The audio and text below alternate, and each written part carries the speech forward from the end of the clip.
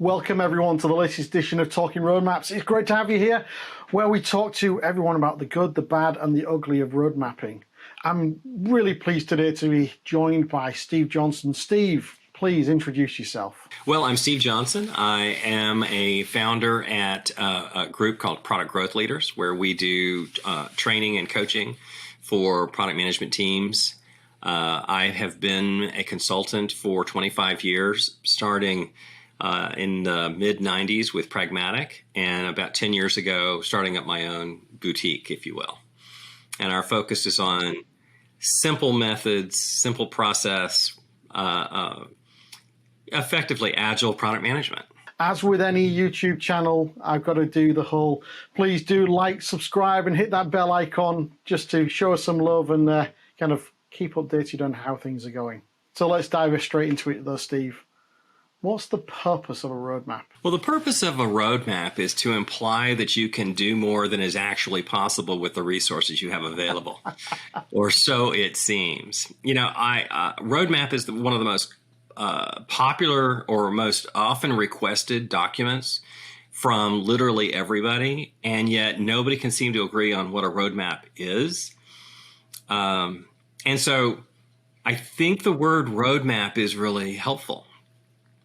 When you plan a trip, you get out a map, or you go to Google and you say, all right, how do I get from here to there? And it says, here's your route, which is what a roadmap is for. It's not a release plan. Jana Bosto from ProdPad says that the roadmap is a prototype of your strategy. And yet the delivery people, the customer facing people, they're like, oh, no. We want this to be a committed set of deliverables that we can ensure a year in advance.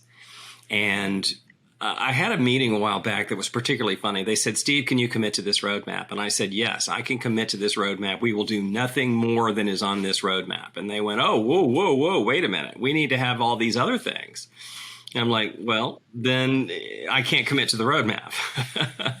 You talked about everyone wants a piece of that roadmap. Everyone kind of wants. They do. Who is that audience? Who are those everybody? Executives can't read. They ask you for a business case, and there's just too darn many words in it. So many of us have said, well, okay, here's my business model canvas, and here's my roadmap. Here's a picture of what we're going to do, which I think is the appropriate use of the roadmap. First, here's a set of work we have to do. And then once we have this, we can do this. And once we have this, we can do that. And, just like a roadmap, you're going to drive from here to Maryland to Connecticut to Massachusetts. I forget what the order of states are. But it's my plan, right? But on the delivery side, they're like, no. I need to know what features are coming out and when. And I go, well, I'm kind of curious of what leads you're going to close and when. And, salespeople are like, hey, whoa, that's entirely different. But, it's actually kind of the same. We generate a whole bunch of leads in marketing for sales to follow up on. And some of them they follow up on. Some of them they say, you know what, this isn't very important, or this isn't a very good client, or for some reason they disqualify them. And guess what? We do the same thing in feature requests.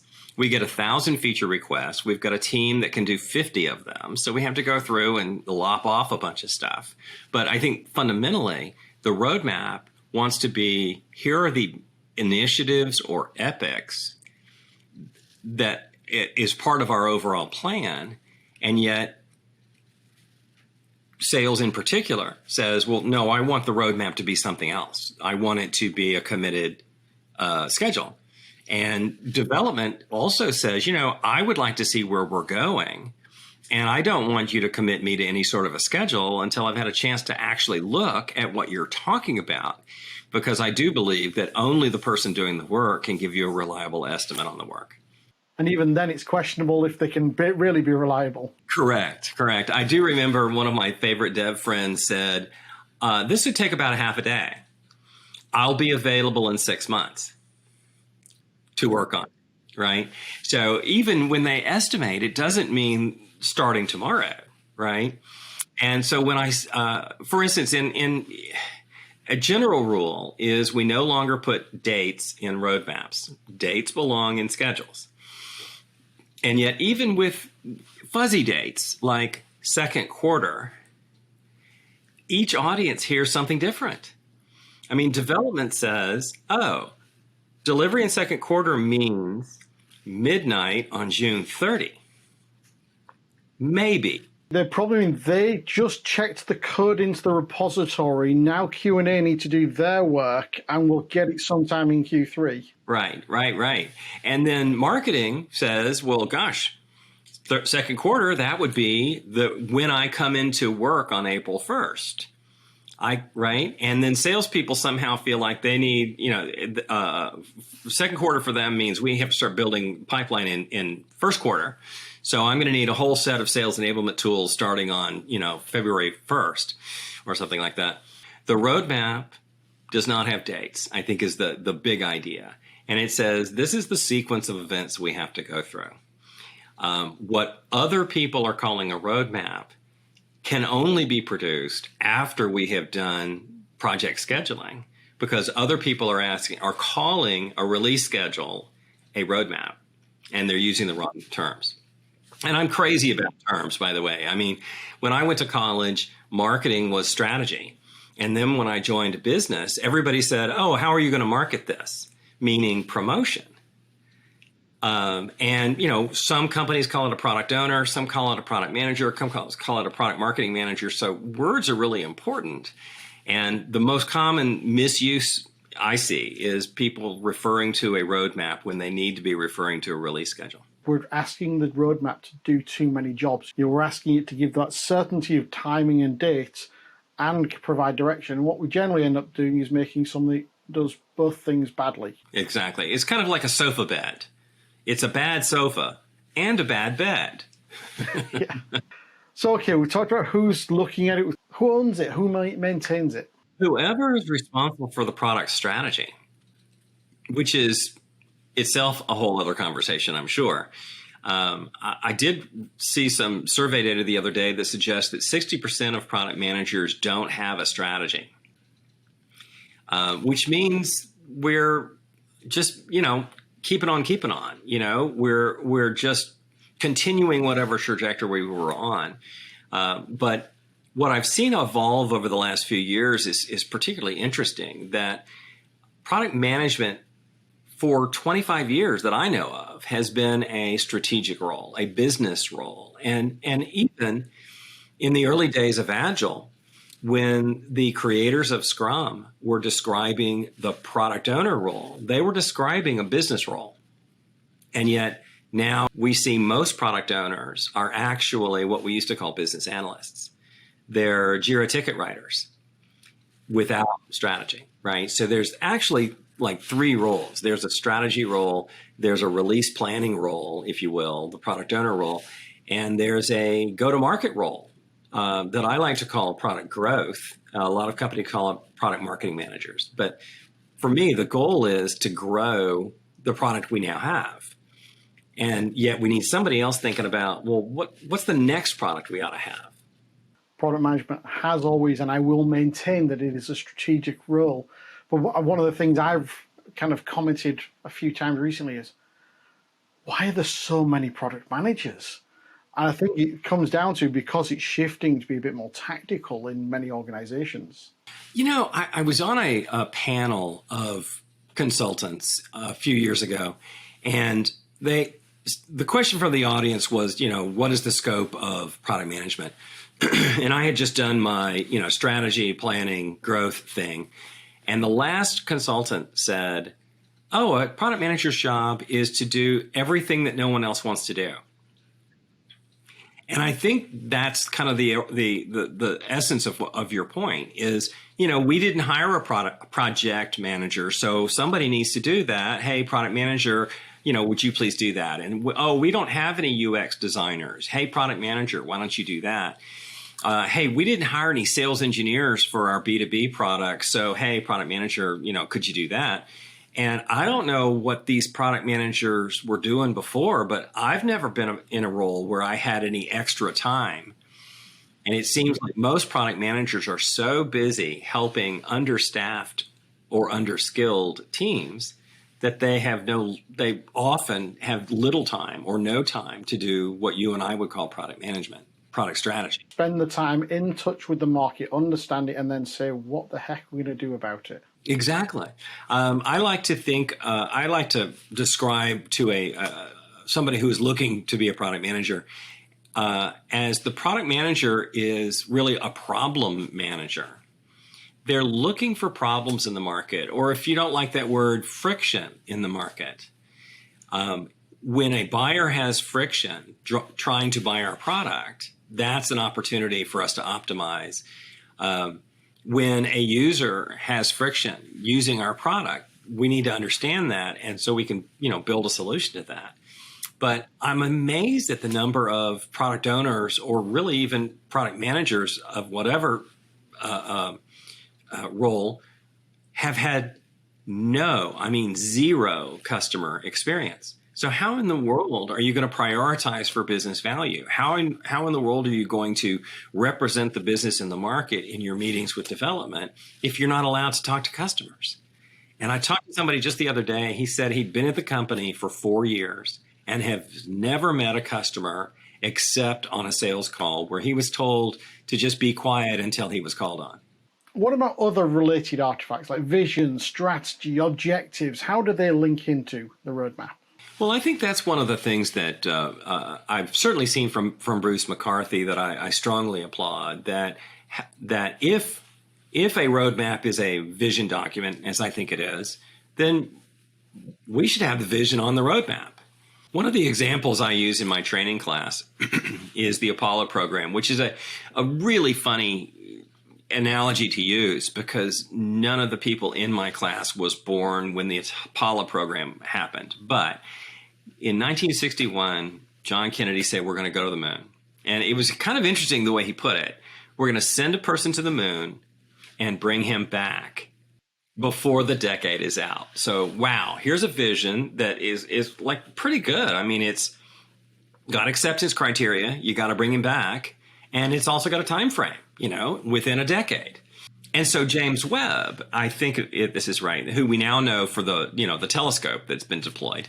James Webb honestly didn't know how they were going to do it. And so what they did was a roadmap. They broke go to the moon down into 7 major initiatives.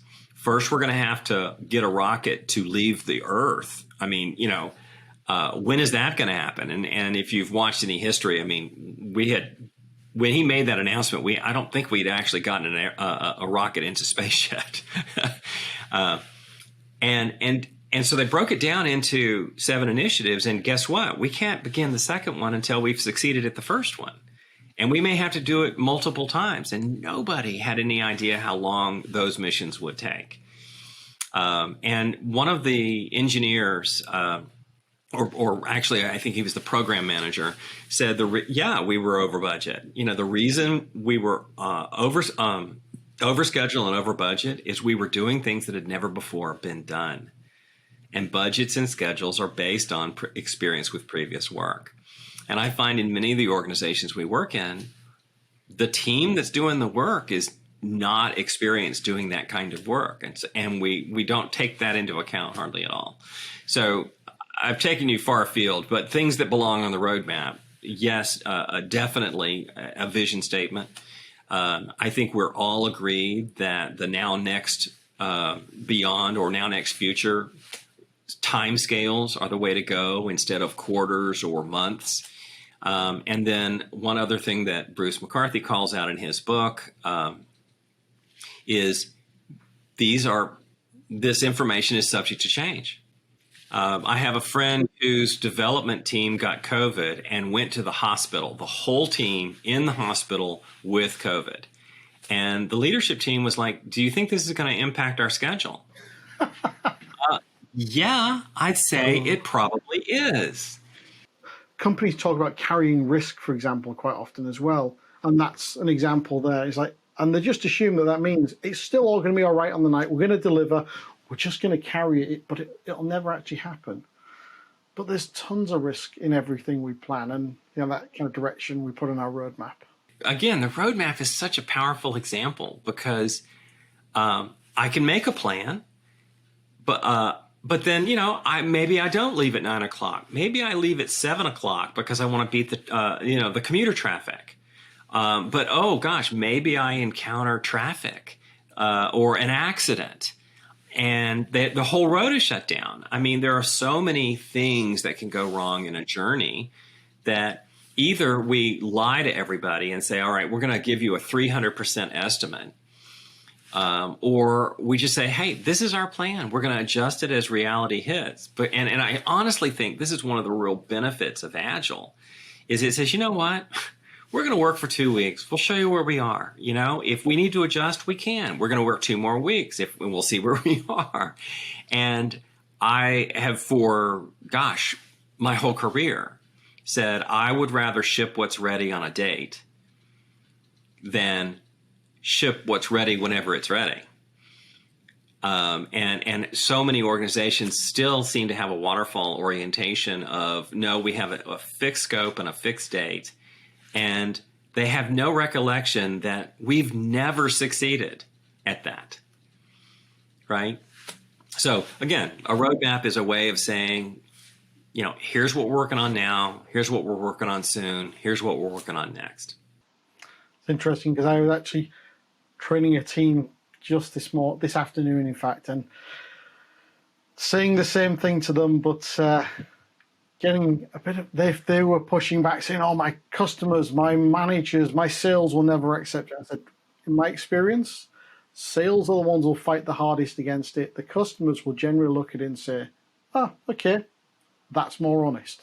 I used to hold a customer advisory board, and the customers would request, we'd like to see your roadmap. And I said, great, I'd like to see your roadmap. And so we'd get together, me and like 10 CIOs or whoever our customers were. In my case, it was CIOs. And we would each share our roadmaps. And what their deal ultimately was not, I want to have feature X and the sales guy promised it to me. What they really wanted to see was my business viable going forward? I mean, they don't want to make a big investment in my enterprise product if I'm going to go out of business, right? But also, am I headed technically the way they're headed? I mean, am I moving to the cloud? Am I moving to Linux? And so that they can synchronize their plans. And if they see that I'm going someplace they really don't want to go, then they've got to make a decision about that. Yeah, you used to do something very similar. 20 key customers. What's your roadmap? What's ours? Let's see if we're on the journey together. Exactly. To me, that's what customers want. Not, when are you going to have a report that does this thing, this one tiny minute thing that I want? And yet, I don't know why we get into these arguments with the sales team. Another person who is interested in the whole roadmap thing is the chief financial officer. Typically, they do not want anybody talking about futures because here in the U.S. at least, you can't recognize revenue on any deal that is contingent upon future deliverables until those deliverables are delivered. So if I present an 18-month roadmap, then I may have to delay the revenue for 18 months. And sharing that with sales is easier when I say it's going to delay your commission for 18 months. Suddenly, they are not interested in sharing the roadmap any longer. So we've talked about kind of linking into vision and strategy. We've talked earlier about a release schedule. Are there any other artifacts that kind of link into our roadmap, have a relationship to them? The way I teach product management, there's actually, I think product management is easier than we make it. I think there are just a few key artifacts that, we ought to have a product canvas that expresses, who the product, what the product is, who is it for, what problems does it solve, what vision do we have. We've got a roadmap. We should have something like a Kanban board. And frankly, the Kanban board is the better indicator of your schedule. So I would argue, the release plan that I talked about, I think as much as anything is a dump of your Kanban board. Here's what we're working on now. Here's what we'll work on soon. This is what we'll work on next. And what else? Let's see. And, probably a launch plan because you need to coordinate multiple groups. But do we actually need all these plans and all these meetings and all of these get-togethers? I think that we've kind of patched it with adding an artifact or adding a meeting or adding a ceremony. And for an example, I hired a new product manager and assigned him to this one project. I went to a meeting and I didn't even know what the meeting was about. And it was about his project. And it was, he was there, I was there, and 4 or 5, 6 other people were there. And I said, hey, Bruce works for me. He's great. Which of us needs to leave? Because there's no reason for me and Bruce to be here. And they said, oh, no, we need Bruce because he knows stuff. And I'm like, oh, yeah, good. Well, I don't. So I'm going to leave. And they're like, oh, no, you can make decisions. You're a VP. And I'm like, Bruce can make decisions. And I just wonder if we have failed to empower our teams to make decisions, to push decision-making as far away from senior leadership as possible. And so we end up with these enormous meetings of dozens of people trying to make a decision, which is impossible. So I think we could make product management a lot easier if we just had a few key things, the canvas, the roadmap, the backlog, and then, a launch plan. Maybe that's all we need. I've had so much the exact same conversation. It's like, okay, there's 3 of my team invited to this, including me. Which of us is going? In fact, we got to the point where it was one of our rituals as the product team. Who's going to this one now? Because we've all been invited and we're doing our team stand-up. It's like, okay, we've all been invited. Who's got the ball on this one, right? What do you need to know? We're out of it. What I've found is the more you share the big picture and the context with the rest of the team, the less of them you have to attend as well because they're all on the same page as you. Indeed. Well, that reminds me of another principle that I strongly favor, and that is the more we can get others to understand the big picture, we don't have to get involved in the little picture. So, for instance, I've long been an advocate for personas. And if we don't have them, then developers assume that our customers look just like their developers or their mothers. So those are the 2 kinds of people in the world for a developer, me and my mother. And yet our customers may be entirely different than that. So we build a persona, we teach them about their story and their challenges. And then when they have a question on how to implement something, they go, well, what would Sally expect? As opposed to, well, if it were me, I would want it to have 72 options. But, if it was my mother, I would want her to have no options. And, actually Sally needs 3 or 4 options. So the more we can provide context, the happier we'll be. And to run with that just a bit further, my first job in product management was such a good learning experience because it was a really good team. And I said, how can I do well here? and I was afraid they were going to say, give us better specs, give us better prototypes. And I was hoping that wasn't what they wanted, and it wasn't. They said, tell us what's going on in the business. We want to know where's this company going, what other products, how other products are doing, how our product is doing, what promotions you're planning for our product. And I realized that they wanted the business context that I was taught is the role of product management. And they had not been getting it from their product owner, who was coming in saying, God spoke to me in a dream, and I believe we need a button on the screen.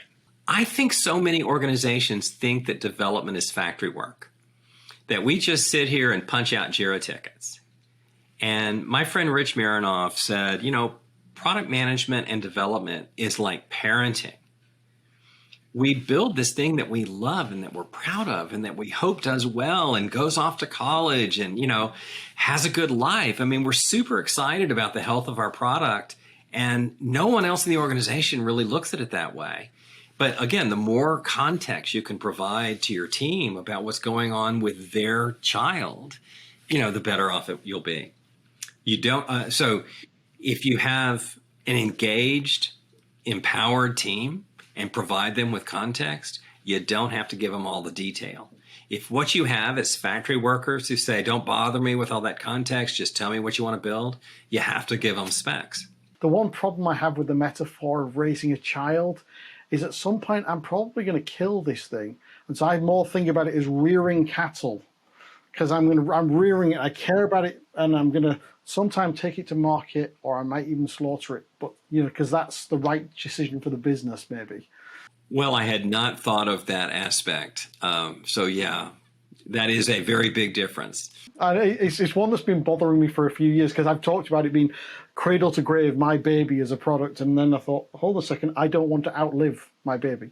I was doing a training for a company not too long ago, and the product manager came up and said, are you Steve Johnson? And I said, yeah. Why? And she's like, I have your business case.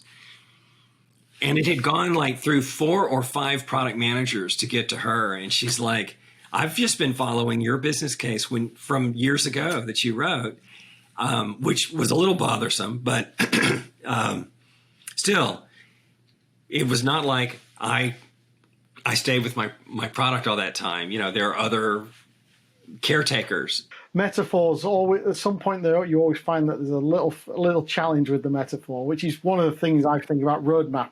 The metaphor doesn't always help us, because actually the roadmap itself just shows the options. It doesn't show the actual route, the route plan that you talked about earlier. And I think really when we're using that metaphor, we're actually combining a number of things. I think that's true. And I think that's why it's so confusing that people equate it with, okay, therefore I go to Google Maps and I print out a plan and it says, get on this road. You'll stay on this road for 47 minutes, get on that road, stay on that road for 15 minutes, then turn left. I mean, it's certainly not sort of specification document that you would get out of a mapping program. Let's switch gears a little bit. Let's think about design on a roadmap. What are the key elements or content that we have on this thing that we call a roadmap? Well, first I would say initiatives and epics, not features or stories.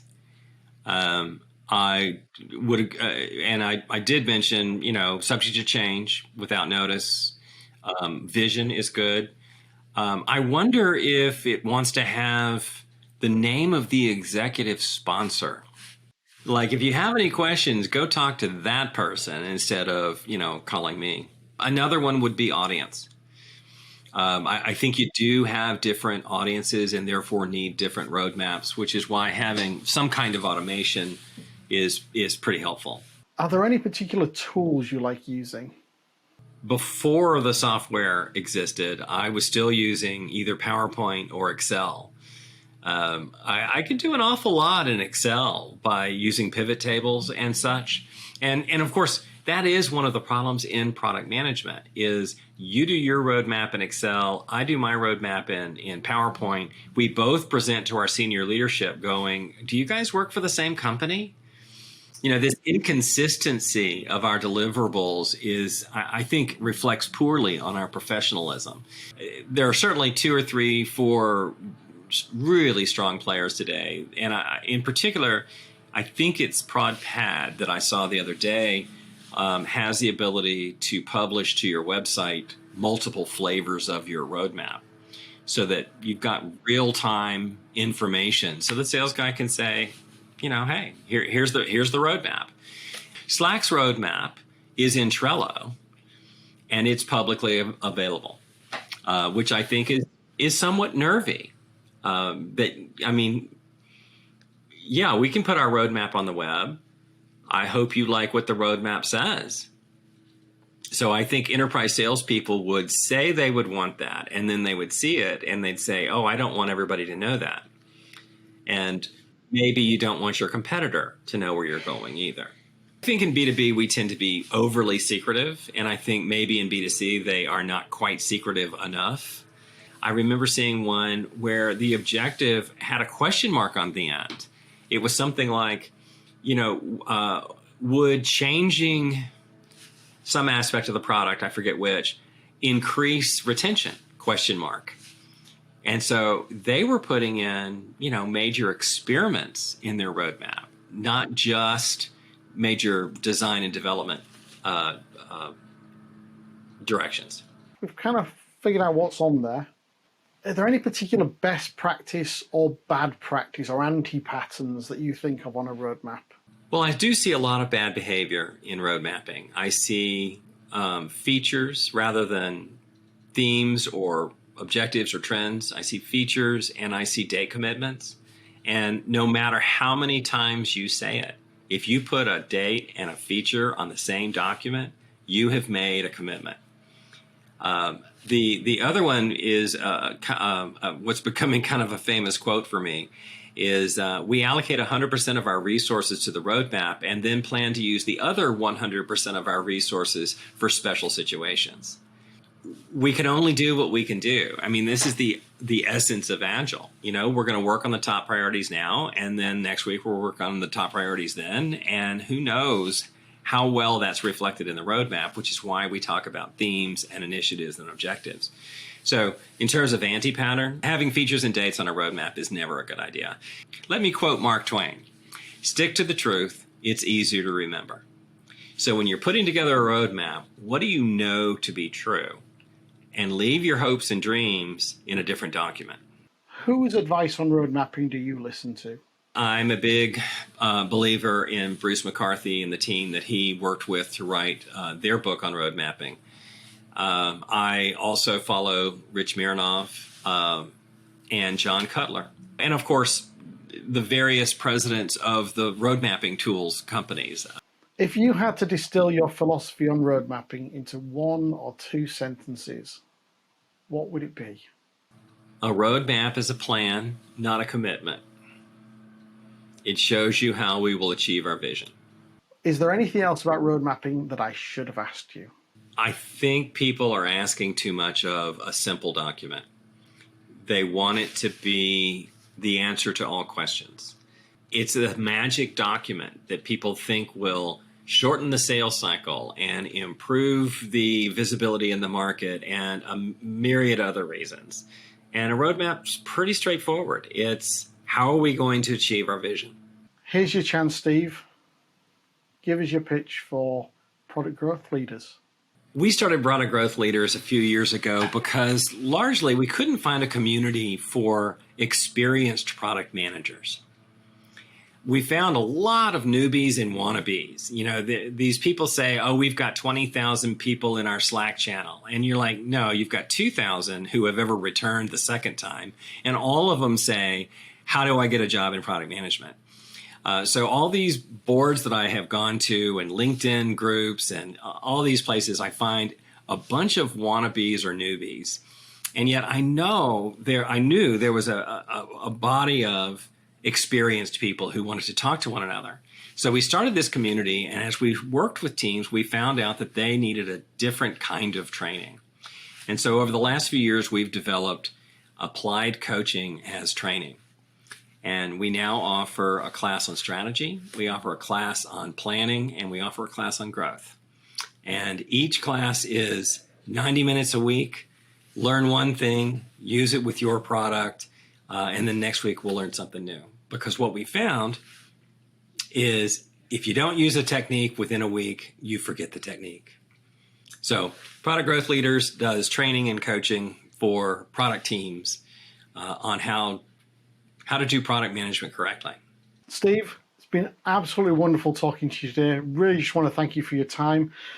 Please do remember to like, subscribe, hit that bell icon, and follow us on this journey, listen in. And if you would like to join us here on the channel like Steve, do get in touch. Reach out by info@talkingroadmaps.com, and we'd love to have you on the channel to talk about it. Steve, thank you very much again. It was a pleasure being here. Thank you.